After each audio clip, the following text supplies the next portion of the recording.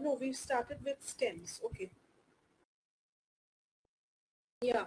So I said that, we'll read this topic, we'll read this concept thoroughly. So what happens is that, in a stem, as we were discussing the other day, there are two kinds of bud. One is which is found at the tip, which is called the apical bud, and one which is found in the nodes. I hope by now all of you know what are nodes. So the buds which are found only at the nodes are called axillary bud. And the bud which is found on the tip of the stem is called an apical bud. Now, when I say bud, this doesn't mean the bud which will bloom into a flower. This is not that bud I'm talking about. Right? This is a bud from which new leaves will spring out. Maybe a new tendril could also come out. But these are buds, could be a flower also, could be a new stem also. But these are buds which are there at the nodes of the entire stem. Correct? Now, so when young, a stem is green and soft. We have studied this. Younger the plant, you will always see this beautiful green in color.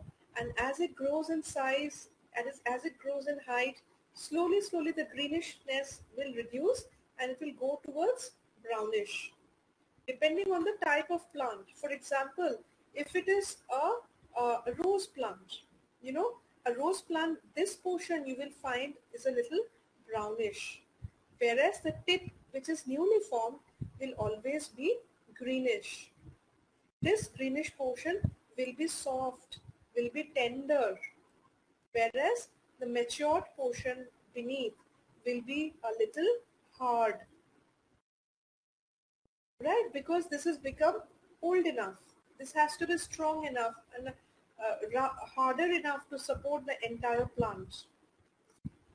Correct. So, when young, a stem is green and soft. In a herb, the stem remains soft and tender, but in a tree, it becomes hard and woody and is called the trunk. Right?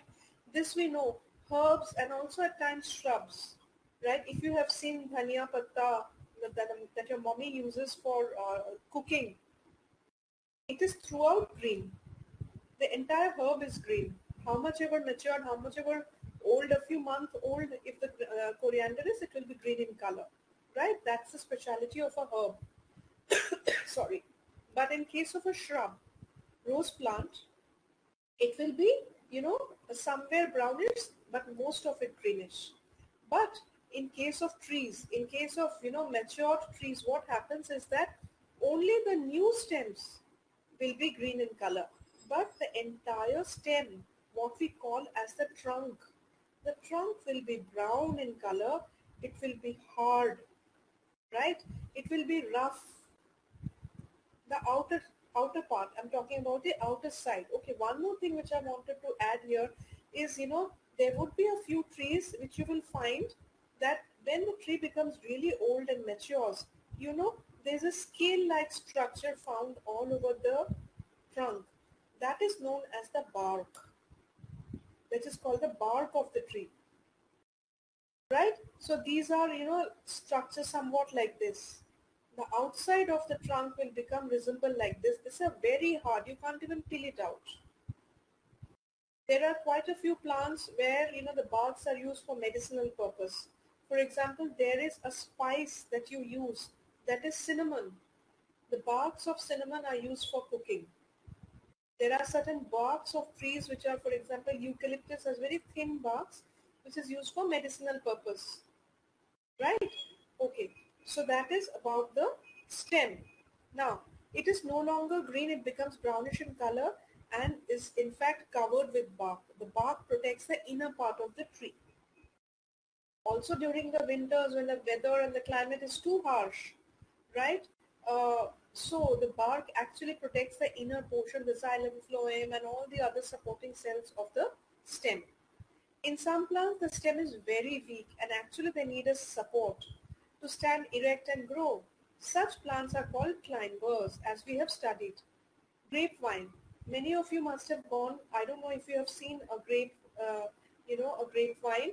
So there you will find, in that orchard, in the grapevine, you will find, they prepare a structure like this with wood, and they tie ropes here, and this they also have, you know, uh, wood wooden supports here, and the grapevine will grow along with the support.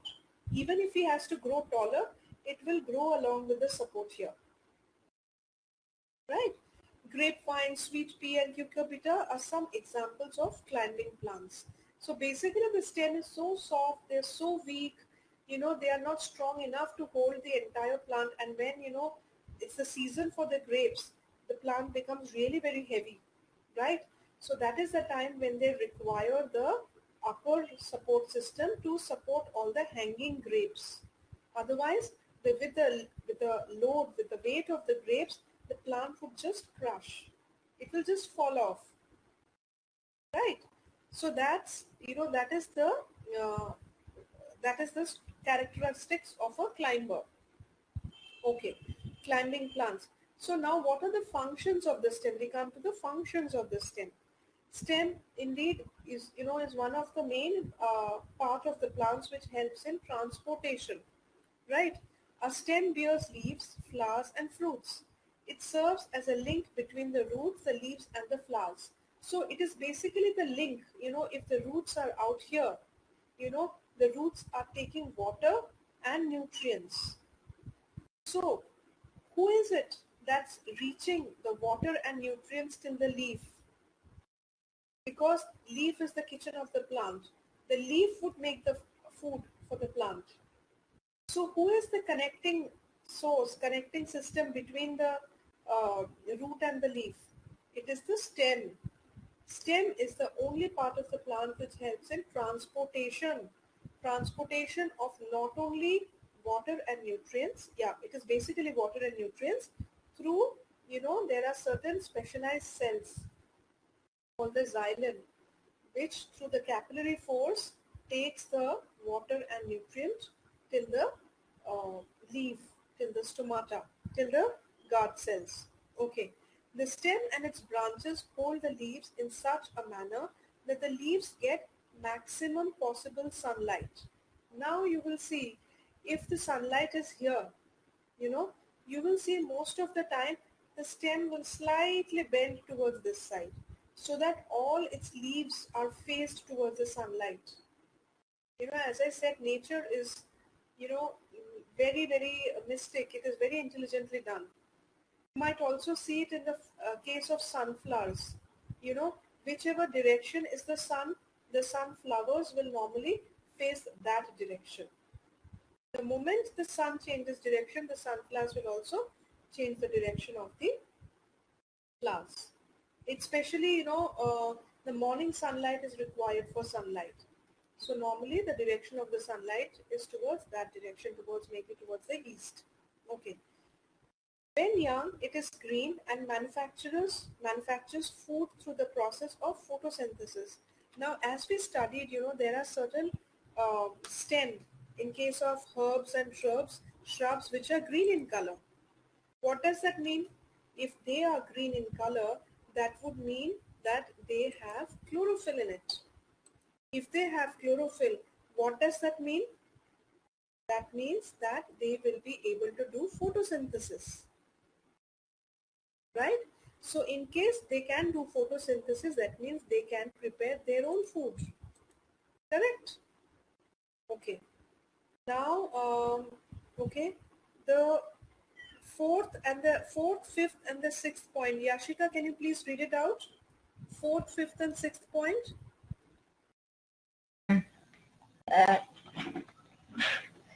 It carries water and mineral salts from the root to the leaf and flowers. It carries food manufactured in the leaf to roots and other parts of the plant body. In some cases, the stem may be modified to perform the functions of storage, food manufacture, bracket, photosynthesis, bracket closed, and support. Correct. Thank you, Darshan. So basically here, what do they want to say? In point number 4, as I was saying, with the help of xylem, they take all the water, mineral salts, from the root, from the soil till the end, the leaves, the tip of the leaves, and also to the flowers. So everywhere it is distributed, right? So this is being done by the stem. Also, it carries food Ma'am, manufactured. can you please repeat that word which you told like xylem? Yeah, I'm just coming to that only. There are two things, which would be new to you. One is xylem.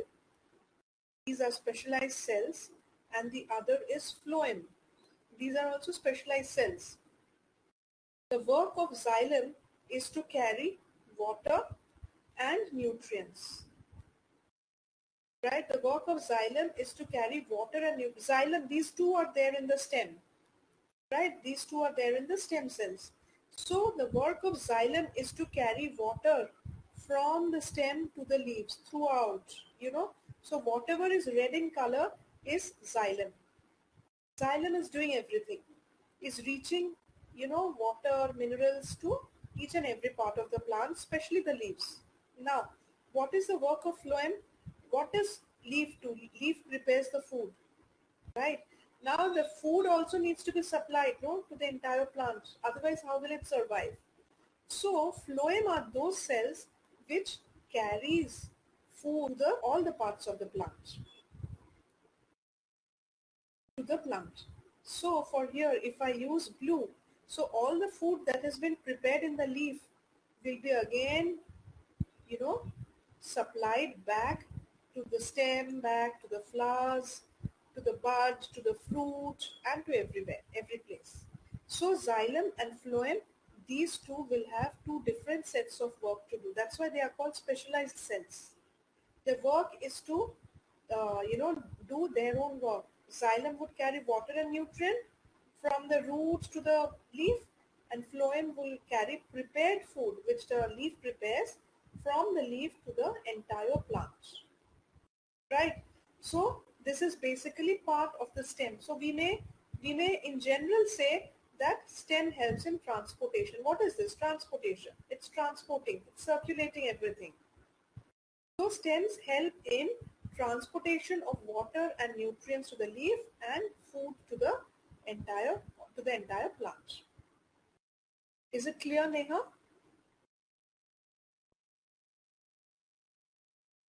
Okay. In some cases, Yes, yeah. ma'am. Sorry for the late for the response. Okay.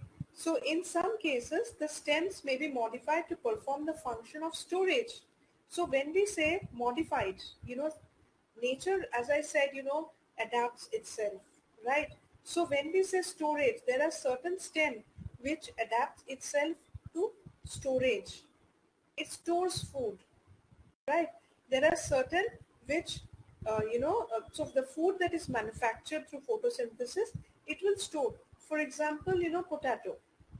As we know, potato is a stem which stores food, correct? And also onion. Onion is also a stem. Ma'am, Yeah.